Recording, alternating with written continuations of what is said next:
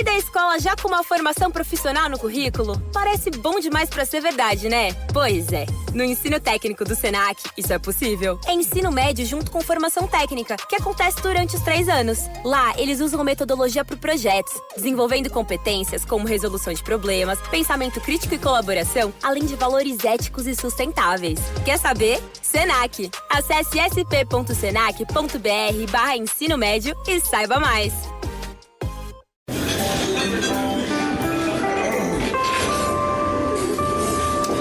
Well, I don't see the point in waiting longer. So let's bring her out. The star attraction, the one you came to see. Ladies and gentlemen, the one, the only, Miss Judy Gold.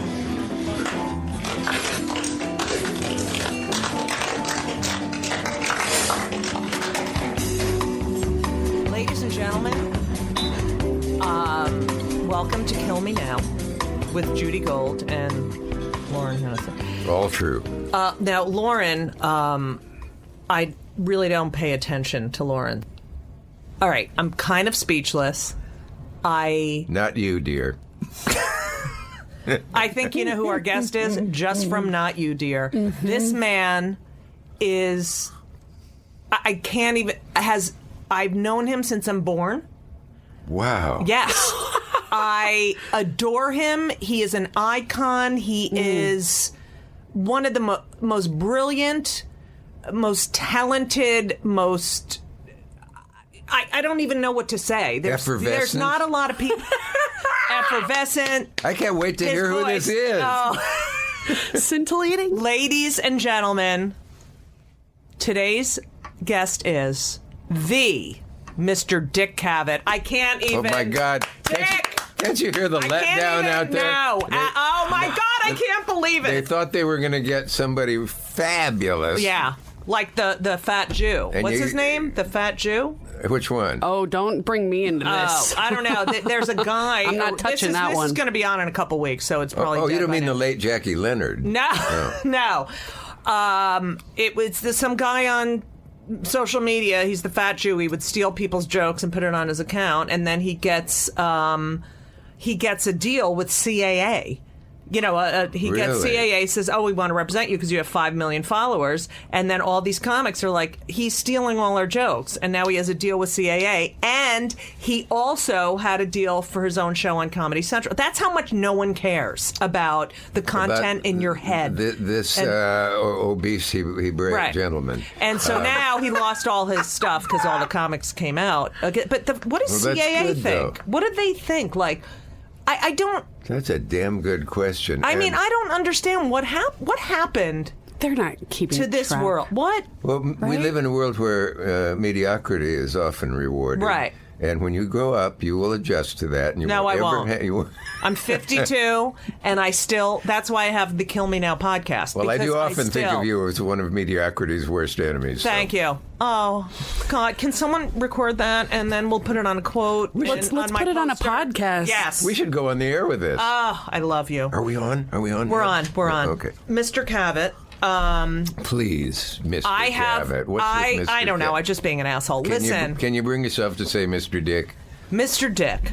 And, yeah, Mr.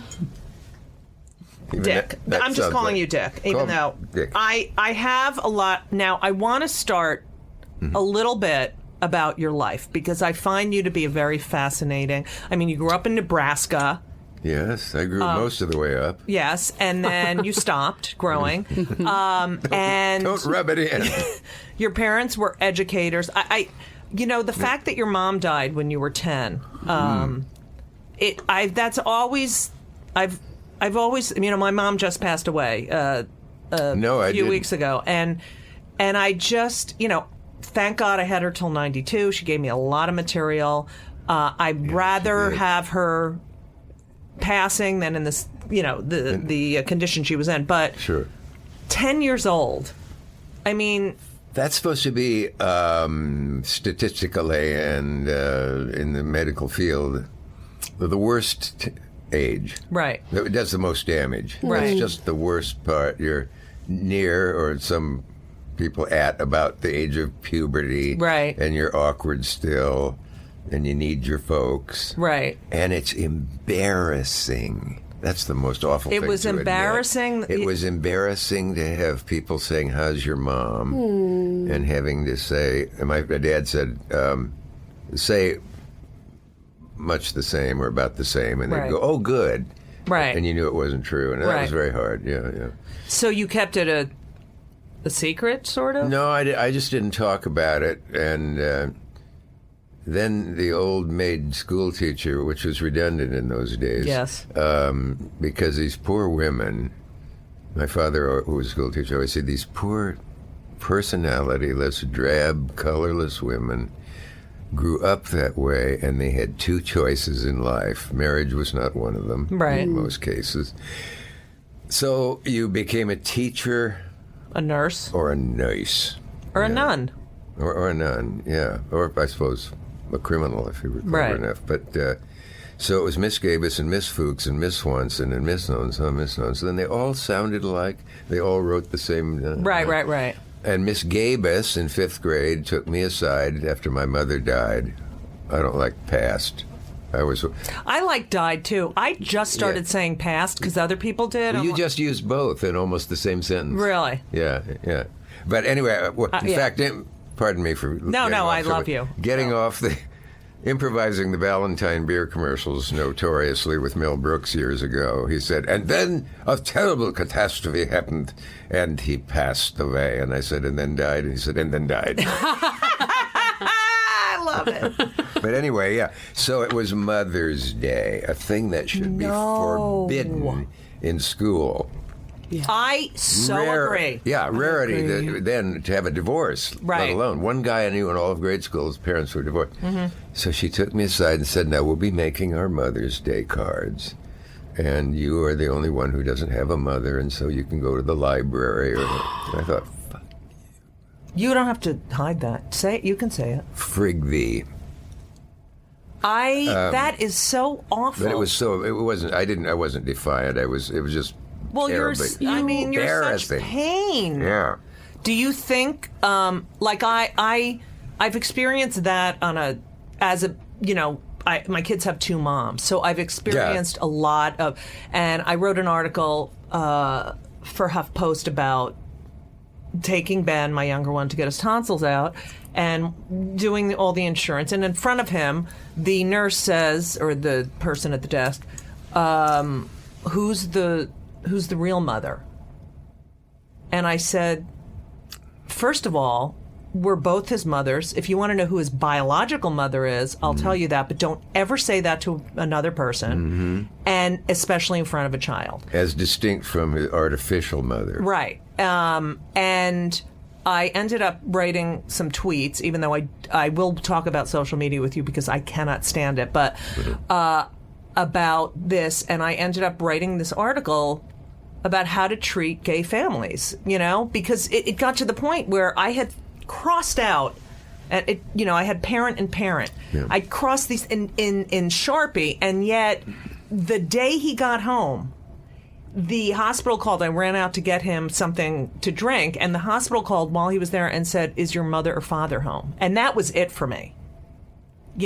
After I had every form said, mother and mother. How long does it take people to wake up? It'd be useful to do a little booklet of protocol. Yeah, exactly. Because even I admit that I hope my features didn't betray my surprise when a guy I know well and we're working with in a play or something, a new friend, says my husband. Right.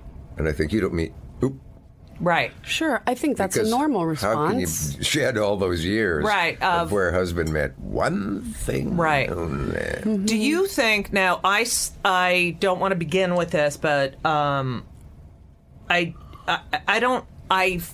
if your mother had not passed, and you had another, a stepmom, your father remarried, and you liked her, correct? Yeah. How did that change the trajectory of, your thinking or I think what I would say to that would be that it taught me don't get too attached to anything. Right. because the gods, being what they are, will snatch it away from you because they envy the talented. It's the old Greek idea of the gods envy those who rise too high and smite them low. Right. Now, I didn't think of it at age 10. 10, of course. Terms. Yeah. I wasn't thinking of that. But you felt it. Aeschylus or Herodotus even. But, yeah. Yeah, my mother lost her brother when he was 15. And she was... Well, he was 14, she was 16, and they were playing in front of this building on West 89th Street, where I know you used to live. Wow. I know. You and your homework. You had a $51 three-bedroom apartment, $51 a month. No? What are you, some sort of witch? I know everything about you. And she had her brother was playing in front of the building with his friends. Oh, God, I don't want to hear this. You don't. But anyway, the doorman was like, you guys can't play here, grabbed his jacket off a car. He ran into the lobby to get his jacket. The doorman's throwing the jacket to the super's daughter, like playing keep away. He goes to reach for the jacket. The doorman pushes him. He falls on the marble floor, hits his head and dies. And that is that experience. She had the same attitude as you. Like, God, it's going to take it away. They take it away. Don't become too attached. And I think that because they never talked about it, I mean, you're from the generation where they never, therapy, forget it, And they never talked about it. And I feel like that is why I'm the most hysterical. Like, my kids, I'm like, no, I mean, I really have to. It only takes one thing like that. But it goes from generation to generation, I think. I don't know. Do you know enough about Judaism, or as some people meticulously say, Judaism? Yeah.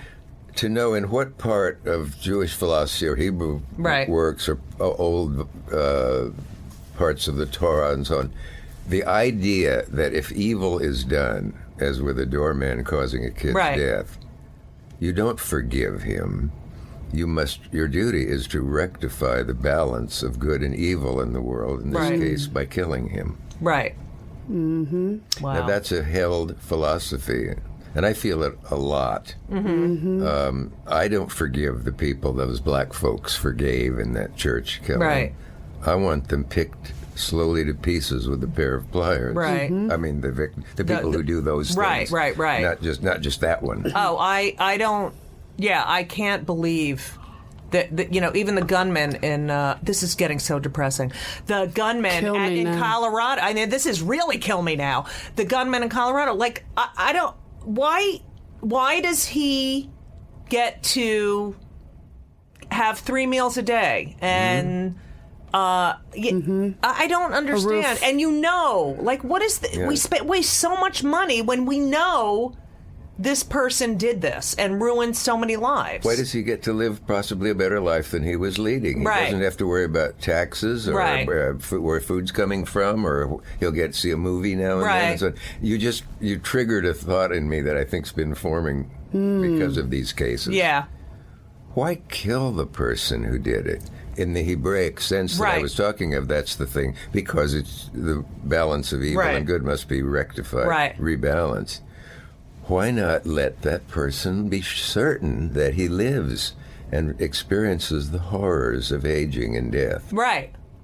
I totally... That's what they deserve. Right. In solitary confinement. Yeah, and Miss Betty Davis deserves a medal for saying old age is not for sissies. Oh, yes. Oh, I love that. Absolutely. I love that. Now, you were a gold medal gymnast. Now that we've done the funny stuff. Yeah, we did the whole funny stuff. So now we're going to get to this here. So you were a gold medal gymnast. Oh, thank you for mentioning that. I just have to know, did you do like the balance beam and the uneven bars and all that crap? No, you're a nerd and a jock. Yeah. Yeah. That's a great... Yeah.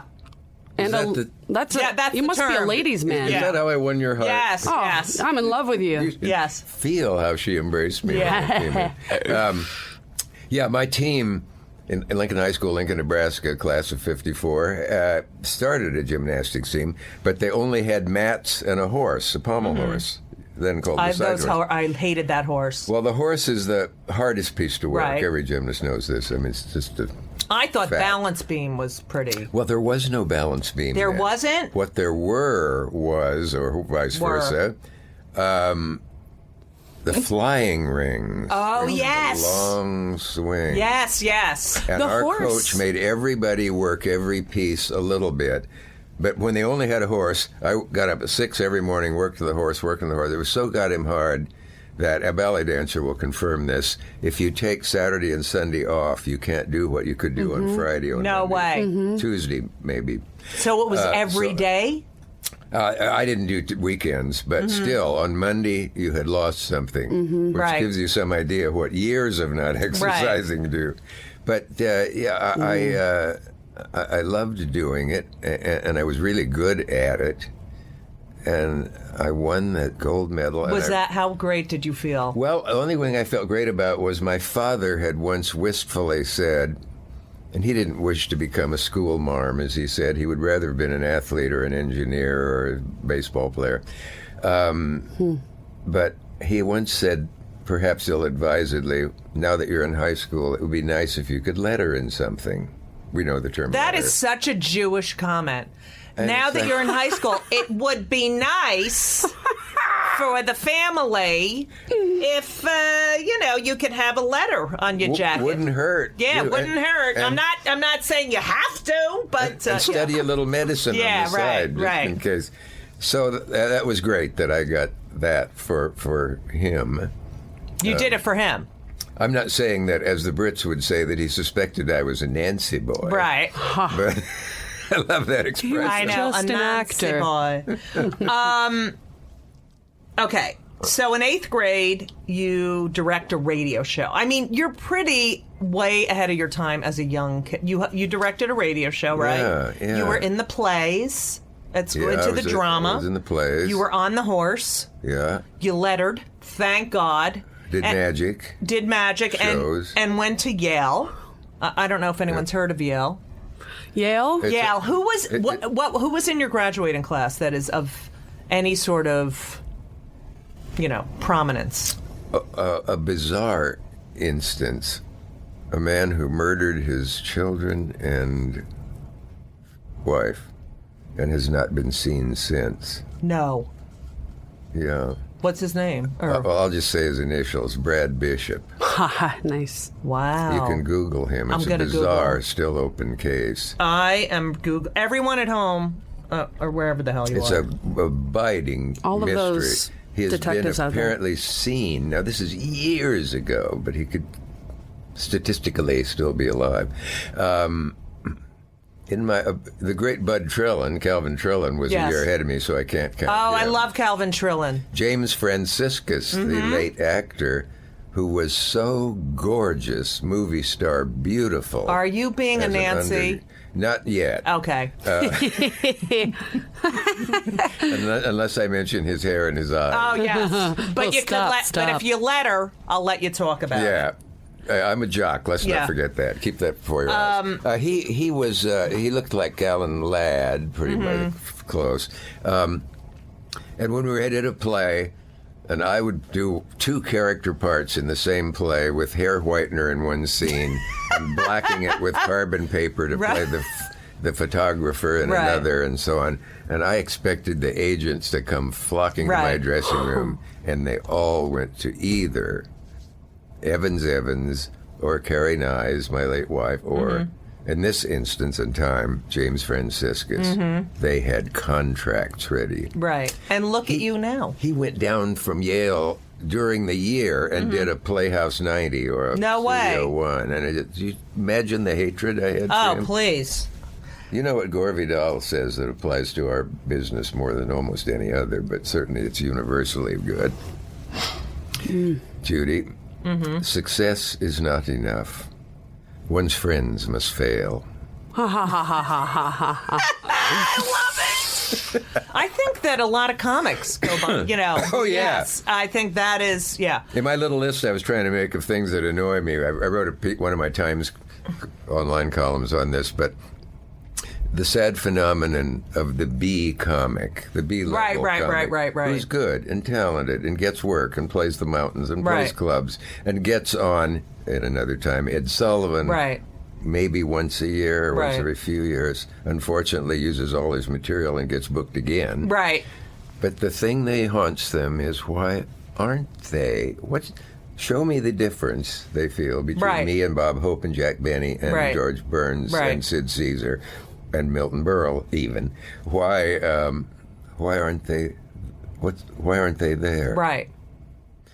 There were some happy enough B-level comics. I didn't put this in the article, but Jackie Leonard, I love. Right. Fat Jack. Right. And he was the nicest man you could imagine. Some in the business would define that as being the opposite of, say, Danny Kaye. Right. But we're not using real names here. But what about Frances Faye was Danny Kaye's cousin. Do you remember Frances Faye? Yes. And I think she was way ahead of her time. No? Frances Faye was terrific. I know. I loved her. Yeah. But Danny Kaye was heavily loathed. Right. Fabicina. We call it Fabicina. Fabicina, yeah. Not Meshuggah necessarily, but Mel Brooks corrected my use of that.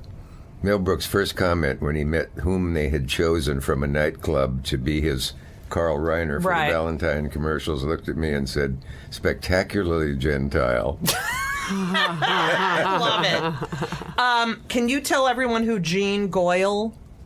Gloy. It looks like a typo for Goyle. Well, yeah, Jean Gloys. Gloy, a name I've never run across before or since. I went to a magic show in Lincoln, a local thing, and a variety show, and this magician came on, and he was spectacular. And I wrote him a note, and I said, particularly your rabbit vanish. I know how it's usually done with the lid of the thing and so on, but you turned the lid over, and that makes it impossible. And anyway, enjoyed it and would love to meet you or something. And he wrote back and said, come over Saturday. And for the next years, he was my mentor in magic. He died about 2 years ago. But I just saw his wife and the baby who was being suckled by her one day. My first time I'd ever seen that. Right. When I can show you right now. Well, please not again. Okay, sorry. In the Gloy apartment, and now I'm talking to the kid who looks like Ernest Borgnine, only handsome. Oh, yeah, I was going to say, not good. What babies turn into is just remarkable. But that's Jean Gloy. My God, woman, you have done detective Gloy, work. and you met Johnny Carson doing magic? So I did. There's a magician at Westminster Church next Friday, my friend said. And I said, well, let's go. Who is it? Well, he's a pretty big magician. He has his own show. And you think, Jackie Gleason? No, he's not a magician. Johnny had a radio show in Omaha. Right. Came over in possibly his 38 DeSoto, and performed in the which church Jay basement. Leno probably owns right now. Yeah. And there was this slim, nice-looking young man. I had my pushiness had started already. Oh, I like it. And I took my two friends backstage in the church basement where the curtain was closed. And there you got the filthy look you can only get from a magician when he's setting up, putting the dove inside his coat. And he gave us this dirty look, which I never saw from him again. Right. And I said, it's okay, Mr. Carson, we're magicians. I said, oh, okay, fellas, come on over here. And he showed it. I do his voice a little. Right. It's more nasal than mine. That's fine. Here, do you know this card fan? We do the pressure fan. He was nice to us. He introduced us from the audience during his show. Oh, that's so sweet. Among the 109 people who were there. And we thought we were on Ed Sullivan. We stood up and took a bow. And then we watched in awe as he drove off into the darkness. In his 38. Back to where he was a big star in Omaha. Wow. On the radio. You came to New York, right? Yes. You're here now. As I know, you lived on West 89. Can't refute that. But you used to go to Broadway shows and sneak in. You'd have a variety. You'd have something, and you'd sneak in to meet the stars. Well, you have alluded to my masterpiece, which was I sneaked into the Shubert Theater. The great thing about being at Yale, among many, was that half a block away, and immortalized in the movie All About Eve, is the Shubert. Right. And almost every week I saw a Broadway show coming or going on tour, but mostly I saw the Lunts. I saw everybody you could imagine over and over. And I walked in one day and the stage was full of people in costume, and it was a London neighborhood of some sort. And a man whose voice and face seemed familiar was singing "With a Little Bit of Luck, with a Little Bit of Luck," Stanley Holloway. And it went Moss Hart with his wonderful coat over his shoulders, long coat, and grips to hold it, was directing. OMG. It was directing. Caps. And among others were Rex Harris and Julie Andrews. Oh, I haven't heard of them. As there was a joke on Fire Island, there was a gay version of it called My Faye Laddie. I believe it. A little misuse of Faye, but it works for the joke. But you became the talent coordinator. Like, you would send jokes. You sent in jokes, right, to Jack Parr and... Well, I didn't... a normal person would have sent them. I delivered them. You would deliver them, yes. I came from... I mean, there's no fax then. There's nothing. No. I mean, there's no fax now anymore. No. But you literally would go there and hand them... I read a story... It was a one-time event. In the hallway. Yeah. You handed him jokes in an envelope. But guess where I left from? This building. No way. This building. This Time Life building? 25th floor, I think. I was a copy boy. Get the number of, the moments in life that if they hadn't happened, everything would have been different. Scary subject. Right. Full circle. Somebody happened to leave the Journal American open, and Marie Torre, a columnist who later went to jail to not reveal sources, in bold print, I saw Jack Parr. I was infatuated with Jack Parr. Jack Parr worries more about his monologue than any part of the show. Right. And I went home and I typed 2 pages of what Jack Parr would say and went to NBC. And there's the corny part. As I went through the basement, got out of the subway under 30 Rock over there, I went through the turnstile, and perhaps something in my education, too analytical sort of thing, made me think, this is a symbol. It's a turning point in my life. I love that. Oh, God, I hate to say it. I need a turnstile. Well, it's still there. I'm going to go over there after this. Run around a little. Yeah. And of course, there was no security of any kind in America at that time. And I knew that I'd cased the building, so I took the 6th Avenue elevator up 6th floor. I knew Jack's office was there. I walked down the hall, and I thought, if I don't see him, I'll forget this silly thing. And here he came. And I said, Mr. Parr, I wrote you some jokes. And I had put them in a time envelope. This was a smart move. He saw that. That's very smart. He saw that instantly. Very smart, Maria. Very smart. Yeah. Nice. And then I went and sat in the audience, and he came out, and I knew what was going to happen when he reached into his coat and took out some folded paper, and I knew he was going to say, knowing Jack, without having met him, he's going to say, some kid came up to me in the hall. Right. I don't know who he is. He was only this tall, and he gave me these jokes better than anything my writers have written for me. Right. Jack would do that, but he did not. He took out a piece of paper that was a traffic monologue, or mother-in-law or something. Right. I sank down in my seat. That day, tabloids all had the phrase pirate ship in their headline. First big ship hijacking way back then, 1960 probably. He's in the audience with a hand mic, and a woman says, hey, what do you think about this pirate ship thing going on? And Jack said, yeah, imagine the passengers when a voice came over saying, attention please, this is your pirate speaking. Huge laugh, and that was one of my lines. No. And he did a couple more through the show afterwards, said, you want to write, don't you, kid? And that's why you and I are sitting here now. If he hadn't had to pee that day when he did. It's unbelievable. I know. Your life's full of the ones you don't even know about. Right. And then, but you were the talent coordinator too, right? It was kind of a technicality. He said, we can't take you on right now with the writing budget, so you will book talent for a while. It's called being a booker, and you'll interview people. And I did that. And then I became a writer. Oh, and all right, one of my favorite jokes. Chinese-German restaurant. Thank you. That's a lot of people. You know, Woody Allen laughed at that when he came down and saw me in the bitter end the night I put that joke in.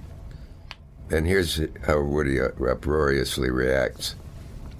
Great joke, Cavett.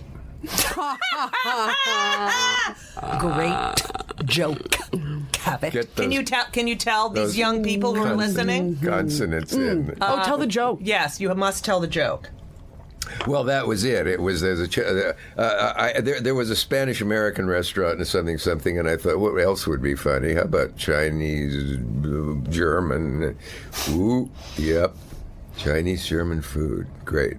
Problem is, an hour later, you're hungry for power. It was stolen weeks later on that arsenal avalanche of joke stealing. Right. What's it called? Judy Carn and everybody laughing. Yeah. Woody's jokes appeared in there constantly. And you couldn't do anything about it. A nice producer. Right. And I know him. And there was a dreadful man on the Parr staff whose initials were Paul Keyes. And that's my favorite. The great joke. Cavett. Get the final T in Cavett. Okay, sorry, go ahead. The great David Lloyd, as Richard Corliss, a time critic, always called me. I went to Yale with David. He worked for me. He worked for Parr. He was Jack's next-door neighbor. And then he went on because his daughter told him about a show he'd never seen called The Mary Tyler Moore Show and described the characters. Right. His young daughter wrote out a paragraph, an egotistical man announcing. Right.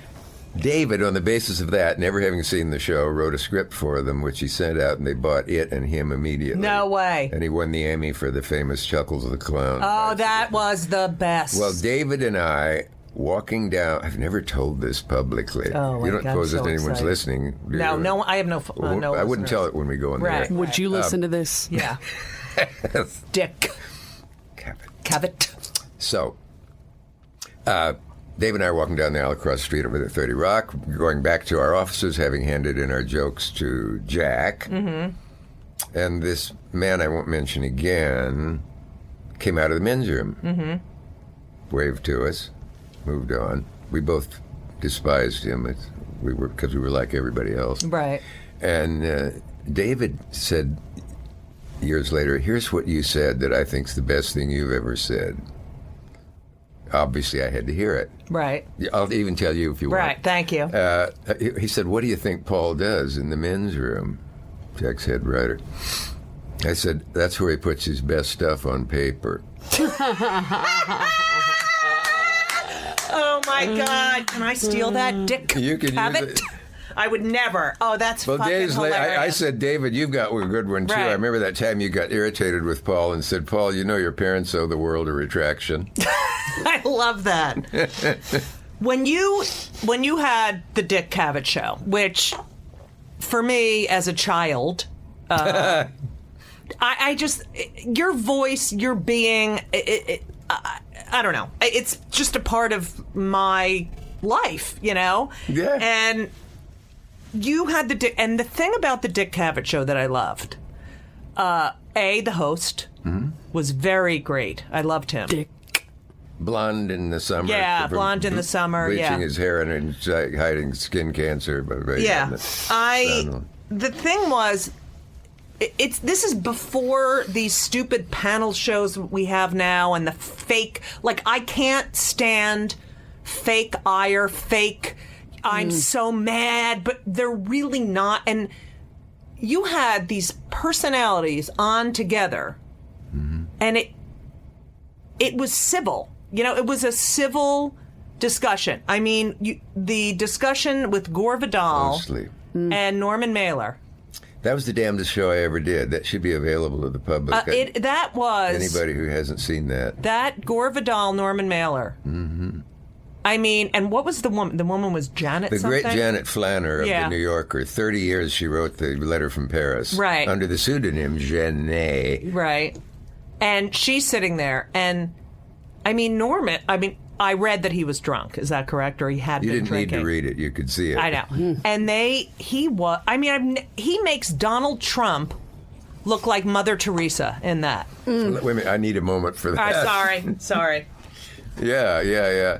Unfortunately, on YouTube, my notorious comment to him and the things leading up to it are there under Mailer, Vidal, Cavett on YouTube. And it's interesting how people misquote the key insult on my part. Right. Because it came... Norman got exasperated, and he said, "I'm bigger than all the people here." And I said, "In what ways?" He said, "Intellectually, intellectually smaller. You're all intellectually small." I said, "Maybe you'd like another chair to contain your giant intellect." And this, of course, got a laugh. And then I turned my chair to join the other.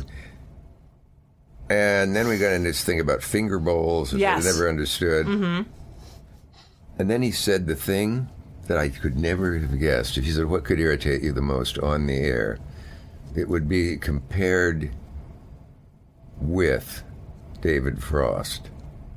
I didn't know so much. Right. And I can justify that in a lot of ways if you want. But he said, in so doing, and that's how I interpreted it, "Why don't you just, Cavett, read the next question off your question sheet?" Yes. And I heard myself say, rather civilly, "Why don't you fold it 5 ways and put it where the moon don't shine?" Right. The laugh went on till the following show, practically. "Cavett, is it something you've had canned for years? Something you waiting?" I said, "I should tell you a quote from Tolstoy." That, unfortunately, got another huge laugh. Right. Norman lost because humor was pretty much left out of it. Right. And Gore, of course, decimated. Oh, what a classy...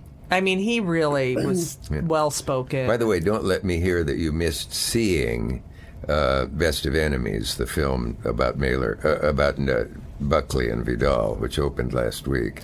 And it's those spectacular debates during the '69 convention. Oh, my God. I have not seen it yet, but I will see it by the time this airs. Be the only documentary I've ever seen that doesn't have a single dull moment. Oh, I have to see that. And when Gore finally undoes Buckley, and elicits the classic line, "Stop calling me a crypto-Nazi, you queer," which he manages to make 3 syllables, "or I'll sock you in their goddamn face and you'll stay plastered." Now, I liked Bill. We became friends. Gore I loved. But that isn't very butch dialogue. Yeah, I know. "Sock you in the face and you'll stay plastered." You wouldn't give. Can you imagine John Wayne getting around that? Oh my God, forget it. And then there was the fight, the John O'Neill, John Kerry, about the Vietnam War. Yeah, that was how I got on the White House. And then Nixon wanted you off the air for that, correct? Yeah. If I need refreshment any day, all I have to do is go to YouTube and put Nixon Cavett and see Nixon at his desk in the Oval Office with his lickspittle, H.R. Haldeman, an Elizabethan adjective that should be used more. And the last line of it is, "So, well, Cavett, what can we do to screw him? There must be something." And Haldeman says, "We're working on it." And I'd give all Emmys back. Oh my God, in exchange for that. You don't have to. Oh my God. That is, I mean, did you not feel powerful? I felt like Paul Newman must have felt when he, on a show of mine, announced that he would give away, maybe that's where I got it, that he would denounce and return all his Oscars for the honor of being on the enemies list with Nixon. Wow. The only criminal president we know we've had so far. And interesting, Spiro Agnew, a criminal vice president at the same time. You promised to ask me something. Well, I just want... Dullest guess. Well, why don't I look at my sheet and ask the next question? Nobody would do that. But the thing was that it was, even though these people despised one another, you facilitated a civil conversation, which does not happen on television anymore. Up to that point. Yes. Welcome to Play It, a new podcast network featuring radio and TV personalities talking business, sports, tech, entertainment, and more. Play it at play.it. I'm going to tell you, Lauren is trans. So Lauren, my co-host, in his head he has the wrong body. So You're kidding. No, yes. So he is a guy in a woman's body. So and does not want to get the surgery. I had Jan Morris on. You had Christine Jorgensen on. You know, I had forgotten that. But I remember Jan Morris, her book Conundrum. Right. Which was the first time I had to face up to the possible statement. From the time I was whatever, I knew I was born into the wrong body. Right. She was hesitant about coming on. She didn't know me. She's from Welsh, English. Right. Lives in Wales, of course. Not English, Welsh. Right. And a great writer, and I'd read her travel books, which are the best ever written. And she had warned somebody on my staff that if things got irksome, she would leave. And she was booked for 90 minutes. Right. That's a risk. Right. At one point, she said, using that phrase, that word the English wrongly use as meaning irritating, some of your questions are very boring. You know, they don't mean boring. They'll say to an acting up kid, you're being very boring. Right. And I thought, uh-oh, here she goes. And then we got on good terms again. Right. It was fascinating. I decided to risk with only 10 minutes to go, saying, you know, there's one thing in your book I could not get my mind around. You talked about an aged, somewhat Cambridge professor who had a sex change in order to make love to women as a lesbian. And it's still true. I said, somehow it does seem to me you could safely call that queer. Right. Because I still can't make the other loop jump. Right. Well, she laughed. Yeah. Which was nice. And then we became friends. She came out to the house. Here's an interesting thing about sex. We had a well, that makes it interesting right there. Yeah. We had a nasty cockatoo, and I know the drag queen's not what cockatoo. I thought you were going to say. Cockatoo, baby. Yeah. A nasty cockatoo, like the one in Citizen Kane. Right. Or the one that bites Joseph Cotton in The Third Man. Tall, white, yellow-crested bird in a big cage, and it loved women and did not like men. You know, I have friends who have dogs like that. Yeah. I believe I have a dog like that. It You loves do? me, but my wife, it can't be apart from. Well, Jan came into the room where the bird was. Right. Carrie Nye said, I have to warn you. She came in and she said, he has certain eccentricities. For example, he doesn't like most people, she corrected herself to. And as she approached the cage, the bird went... I'm making his head of, what's this ahead of me? What is this? One eye shut. Cock your head. He's contorting his face like a cockatoo. Yeah. Precisely. Well done. Thank you. You should keep Lauren. Lauren, yes. Yeah. Lauren's an anagram for unreal, I just noticed. Wow. Anyway, Jan said to her eternal credit, well, the bird doesn't seem to know what to make of me. I love and that was exactly what it did. Humor disarms people, and it is the most palatable way to get a subversive topic across. It puts us all on the same page. Well, Yes, I think it does disarm people. I mean... Do you know who said the following? What? I'll give you a hint. Is it Dick? His real name? Cavett? No. Okay. His real name was Samuel Clemens. Oh, yes. And he said, in the face of laughter... No, I mean, I don't... To misquote Mark Twain on Judy Gold's show is unforgivable. Would you do it on another person's show? I think it's in the face... This is good enough. Okay. In the face of laughter, nothing can stand. True, except the mic. But that is true. Stand mic. Yes. Like you're in the stand-up comedian. Yes.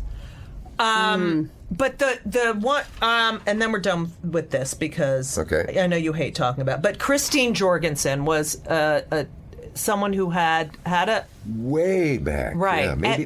You're the first person to have a trans person on television. Is that so? Well, that we know of. Oh, maybe so. Yeah. And you said something to her about her wife, and then she got mad and left. And You're ringing a bell yes. because I seem to remember ABC objecting to that booking. Mm-hmm. And you never... As well as many others. Yeah, but they didn't... I don't think they showed it, but I did read... Oh, I'm going to have to check on that. Yeah, get back to me on that. I will. I'll let you know. episode 2. Yeah, I'll let you know. We share some things in common, and one of them is the fact that, these unbelievable people, these good people, are shot in a church, in a movie theater, and yet Dick Cheney is alive. Every time a good person dies, all I think, what? Dick Cheney is alive. I say it all the time. I don't fucking understand. We just joined. Well, it doesn't prove there's a God, does it? No. We just linked little fingers. Odd, you should say this in your uncanny way. Judy and Dick made a pinky promise motion with their fingers as Judy was speaking. Thank you so much. Tell everything you Lauren see is the stage director. Yes, go ahead. What if they found out we have no clothes on? Yeah. Judy and by Dick the way, are very impressed. Very impressed. Both naked and... This person here. I know. But I don't get... What is that? Why well, let me tell you why I said that. It's my show, after all. God damn it, go. Those are the words I always wanted to hear from you in various contexts. Anyway, okay, so I'm on HuffPost Live. Did about an hour. I did another great one with Stephen Fry, the great Stephen Fry. Yes. And I must tell you something of his to Google in case you're hit by a bus and never see it. Stephen Fry on God. Okay. Stephen Fry on God. That'll do it. That'll do it. Yeah. It's from BBC show. Okay, go ahead. Yeah. And have your paper on my desk by Friday. I will. I have, double spaced. Have any idea That's the only way she'll watch it. Yeah. What was I talking about? We were talking about... HuffPost Live. HuffPost. They do what I think is called a squib, like in Maureen Dowd's column. There'll be a little heavy type thing in the middle of course. telling what it's about. Right. Well, they put squibs up on their screen from past shows. I'm immortalized there because David Frost had died, and my contribution to the face of the screen of HuffPost Live is... Dick Cavett on the death of David Frost. Why is it never Dick Cheney? Oh my God, that's great. That went everywhere. Love it. You can have How much did you get hate mail? Did you get... Oh, yeah, goodbye forever, Mr. Cavett. Yeah. Nobody's ever come up to my favorite piece of hate mail, though. What? My lovely secretary, then named Doris Mikesell, was kind of hiding a piece of paper on her desk or put something over it. And I said, what is that? And she said, well, you don't want to see that. I said, yes, I do. It was nasty. Yeah, well, I'll quote it exactly for you. First of all, it was in a letter envelope. Right. It had the return address in Waco, Texas, which is one of the capitals of hate mail, as you learn in this business. Yes. And you probably they have lots of stationery in Waco. It was a telegram form, though, in an envelope. And they had block lettered, dear, maybe I had Jane Fonda on. Right.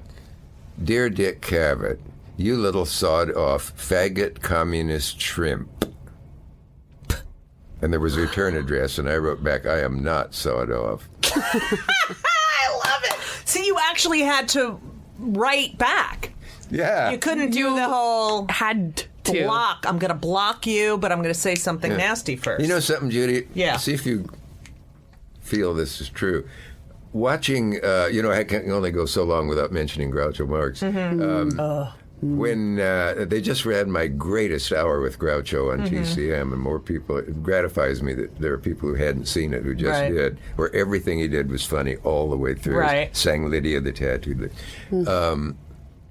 Sitting there with him, I would notice something I hadn't noticed before, that he was sometimes amused by what he just said. And not only amused by it, but surprised by it. And you've done that. You've gotten a line off an ad lib. And you're like, oh my God, I didn't think of that, and then say, I guess I'll say it. Right. It would be, with God said, well, you certainly could have fooled me. And, really, and in that context, it was hilarious. I mean, and he'd kind of, like, gee, especially Groucho Marx, my God, I got off a very funny thing then. And what do you think the mechanism is in the brain?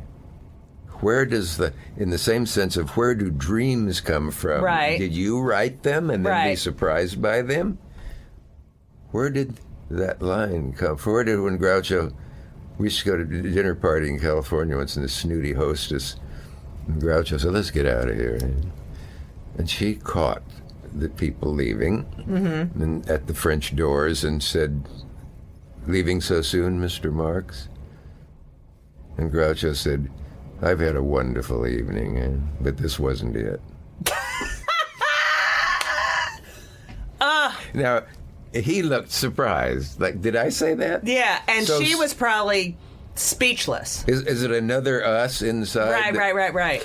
I think it's an awareness. Here's one I just got. James Agee years ago wrote a wonderful piece about the Marx Brothers and so on, movies then way back. And he said, I often wonder about how much of the audience catches Groucho's weirdest curves. And I remember that phrase through the years of knowing him.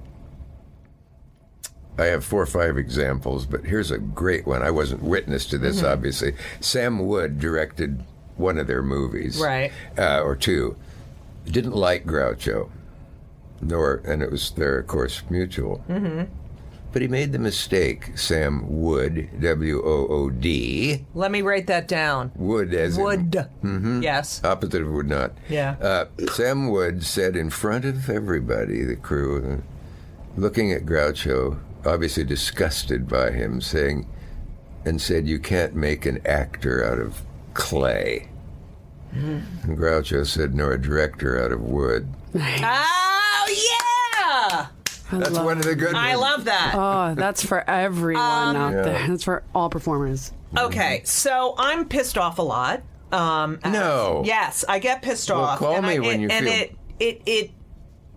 Because I can't believe what has happened to the world. So, first of all, I just want to throw things that I really want your take on.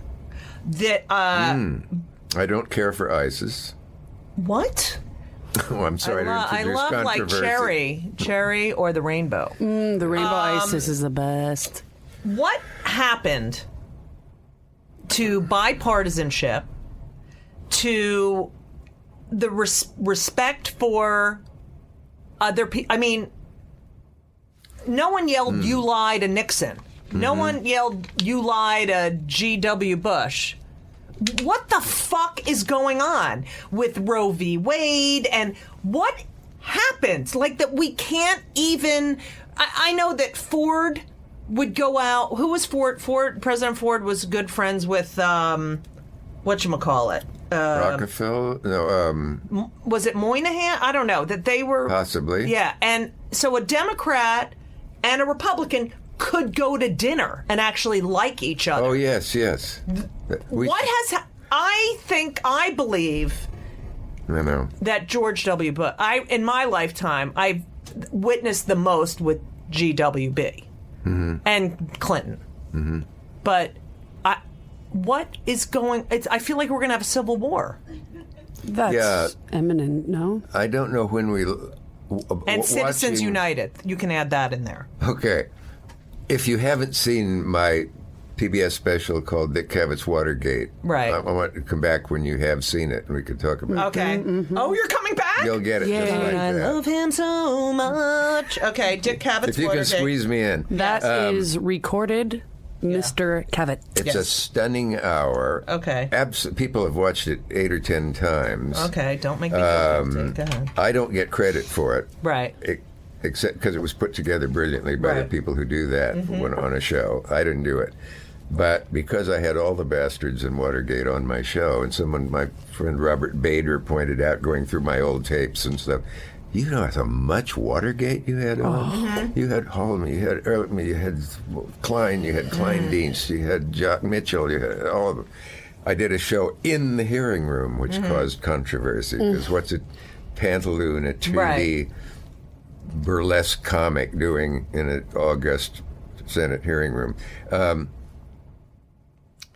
I realized, watching it the third time, this was bipartisanship at its very, very best. Of course. They all got the son of the president out of office, almost had to cut his hands off at the wrists to do so. This is a man who emerged from the womb screaming, "I want to be president," who had no social skills, no ability to talk to people, and no physical aptitude, and forced himself by will of gargantuan strength to the office and land where all those things are needed. And you have to hand it to him in the sense that maybe a big, dumb, hateful son of a bitch can lift 1,000 pounds. Well, that's good. So we had Nixon, a criminal president, the great unindicted co-conspirator is the nicest thing you can say about him now, and a criminal, as Carl Bernstein says in Stuff Tape made for this special show, we got John Dean back, a lot of people, you're going to love it. He said, "Isn't it interesting? The day after his landslide re-election, hard to remember. I know. Biggest in history, maybe. McGovern. The tapes." The Nixon tapes from that day are not, "Isn't this great? Let's have champagne. Let's be sure to thank you notes. It's let's kill this son of a bitch who didn't support us, and let's wreck this guy's auto business out in Detroit. Let's get the hatred and bile and venom that Nixon embodied." And he had Kissinger. He hates the Jews. He has Kissinger. Yeah, the contradictions are endless. And it wasn't then. Then I remembered, yes, a criminal vice president, Agnew, of course, nearly went to jail. Should have. He was the dullest guest I ever had on a show. And sadly, my anagram curse didn't strike till it was too late, a week later. Which? That Spiro Agnew's anagram says, you've probably already noticed, to grow a penis. My God, Check I love it. That's my anagram. No. And Gore said... That's your wish. That's what you wish was your anagram, yeah. Gore Vidal, for all his smarts, envied and was mystified by my anagram ability. I love it. But did say in that, I'm going to try to compete with you. Grow a spine also works. That's a good one. And I then made 27 anagrams of Gore Vidal's name. Oh, my God. Because it has the right combination of vowels. Rival Doge, Gad, I love her, a dog liver, I love drag. Oh, my God. All of these are... Dick, you need a Twitter account. I'm so sorry to interrupt, boss. No, you should. You need a Twitter account that's Dick Cavett's anagrams. Boom. That's it. You just tweet everyone that comes to your head. Why can't he just write them in a book? I startled Stephen Fry by saying, me. "Have you noticed that atheists eat shit?" I'll start it. Eat shit. Oh yeah, that's hilarious. But milder, eat this. Right. God, I'm sorry. I didn't even know that one till now. Oh my God. You inspire me, Judy. What's it like in your head? Judy Gold, you are a wonder. I love you. Now. That's okay too. I feel like I'm very old-fashioned. I mean, I had older parents. My grandparents were all born in the 1800s. I grew up different than most people. Well, I can tell you're old-fashioned. That black bombazine dress and your reticule. First of all, I have an audition, so I don't need that, Mr. Cavett. Sorry. Oh, God, I've done it now. And I put on a skirt for you. I can tell when I'm not wanted. God damn it. Now, okay. No, I'm going to throw things out. These things piss me off. Okay, go ahead. Ready? And you have to talk about this. What if I disagree? Oh, okay. No, you won't. Okay. Bill Cosby. Go. That's very difficult to talk about because we struggled simultaneously in the Bitter End and the Gaslight and all those little clubs upstairs at the duplex. And I would go in and watch Bill, and he would watch me. And he was on my show a number of times. One of them was the very, very earliest of the shows I did. He sat there, and he was being a little pompous with his lit cigar, and I grabbed it and put it in a glass of water. and he couldn't believe it. He must have been so I dunked his PO'd. cigar. Yeah. He was funny about it. He did what most people would agree is one of the funniest things they ever saw on a show of mine.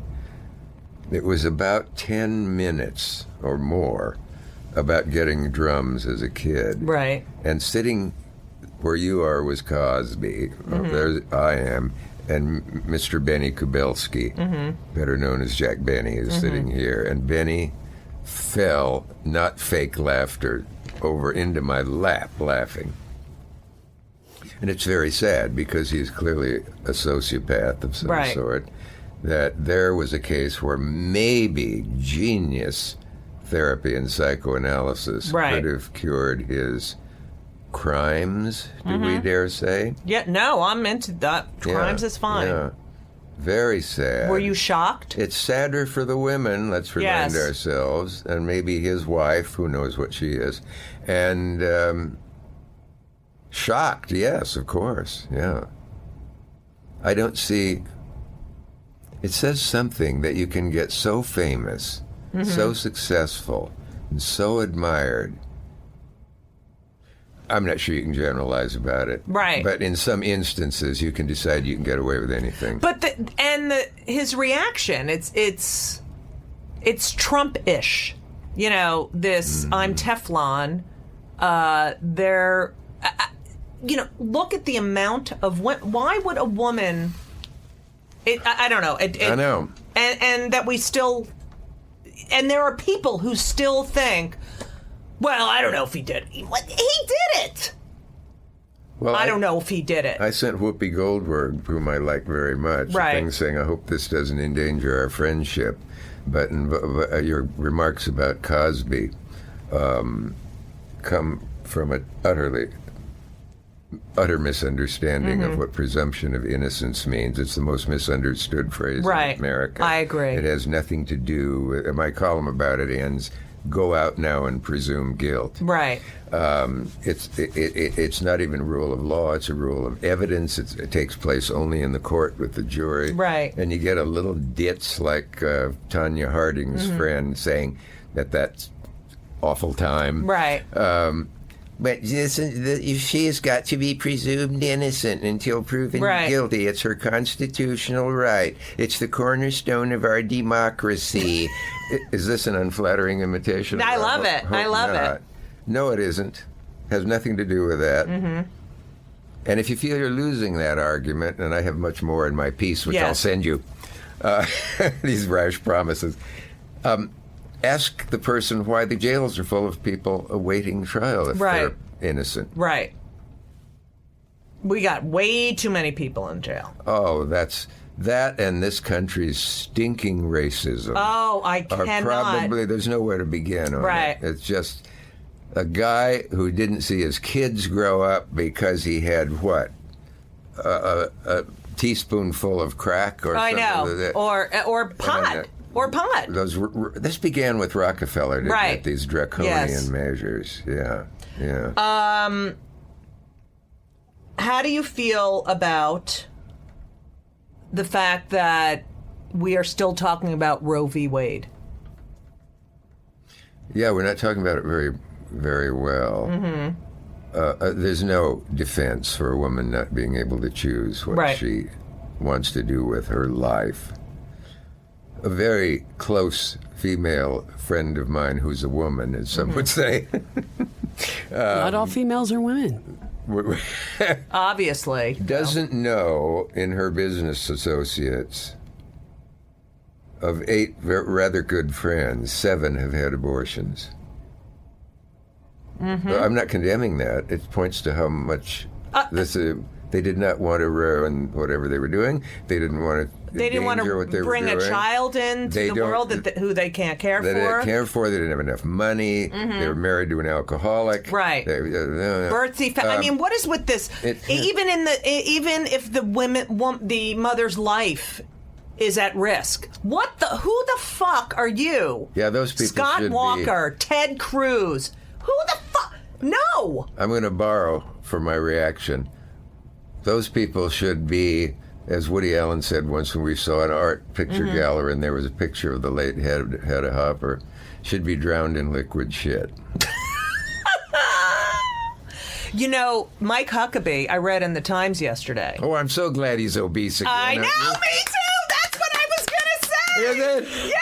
Oh, God. Oh, my God. Because, you know, he's the one that passed the bill where if your kid is fat, that you would the school monitors and would send a note home, a fat note. It was in Science Times. So they would send, it was Tuesday, so he passed a bill where if, you know, they're going to oversee you know, the diets of these kids and make sure that they're healthy. And parents were getting letters that he started this. Your kid is overweight. We're concerned about blank. Oh my God. And look at him. Look at him. He was celebrating his weight loss some years ago. Right.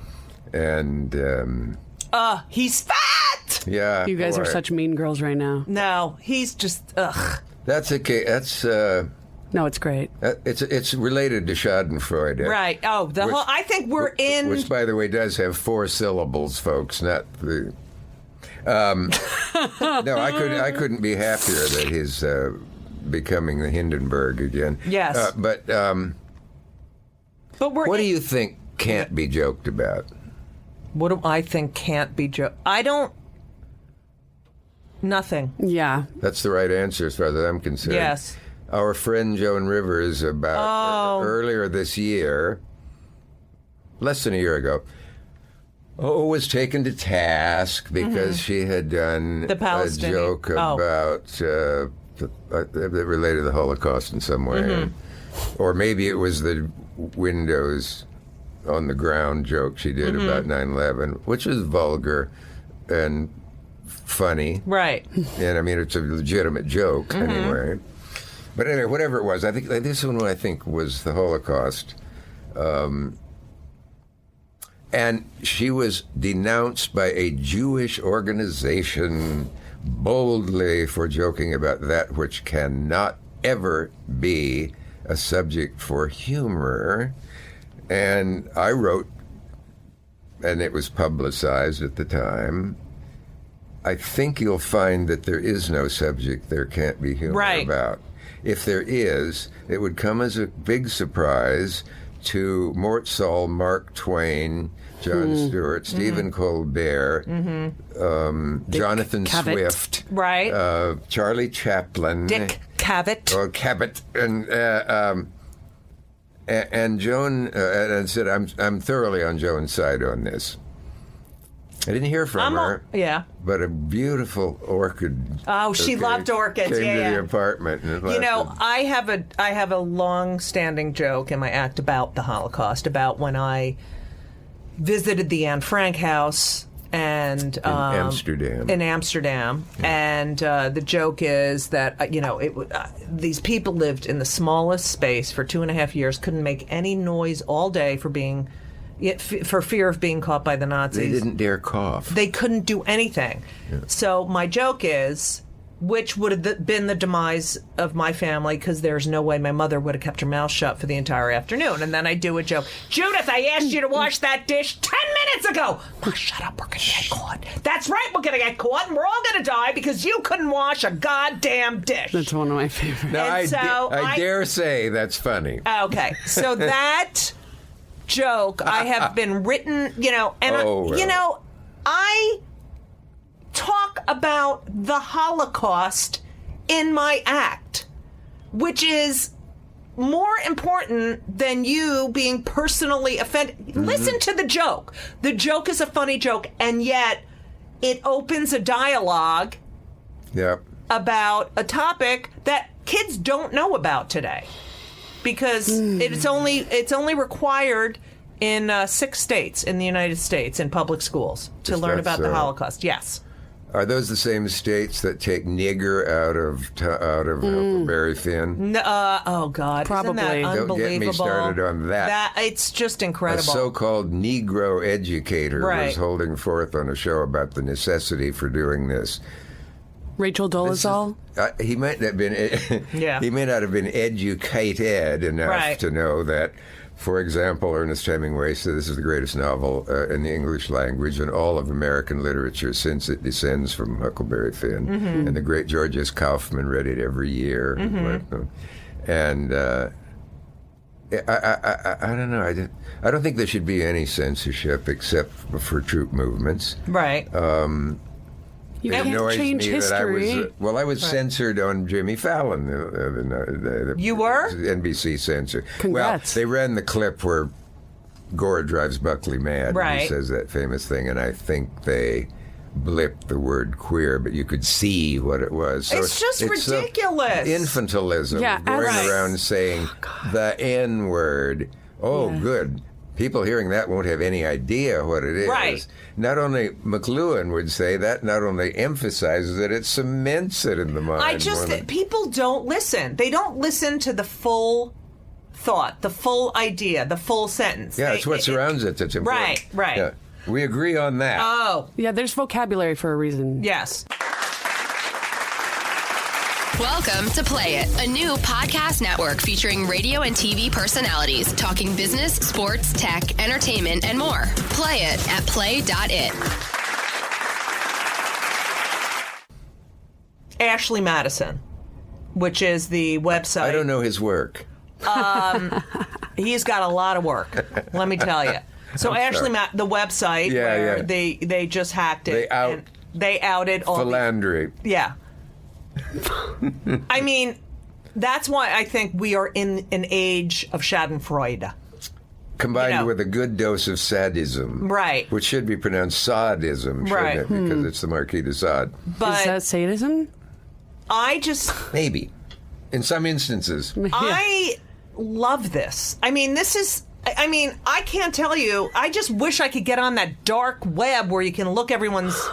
Yeah. You know? I can get you on there, boss. And it's incredible. Yeah. Josh Duggar. I mean, could I not? I was giddy. Okay, Judy's probably going to kill me for cutting this interview short, but it's so good, I couldn't possibly edit anything out. So stay tuned for part 2 of Dick Cavett's show, the original interviewer with Judy Gold. It's amazing. My head was going to explode during this. Also, if you haven't liked our Facebook page yet, please go to facebook.com/KillMeCast and like us, spread the shows, listen to our back episodes. We've got some amazing guests on: Rosie O'Donnell, Mara Wilson, my wife, Chemda, Artie Lang, Christian Finnegan. I mean, check this out. If you haven't heard our past episodes, share them with your friends. If you like the podcast, throw us a rating on iTunes, give us 5 stars, and send in all your hate mail to Judy@JudyGold.com, or follow me on Twitter and send it to me at Judy's Assistant, JEWDYS. Kill me now. And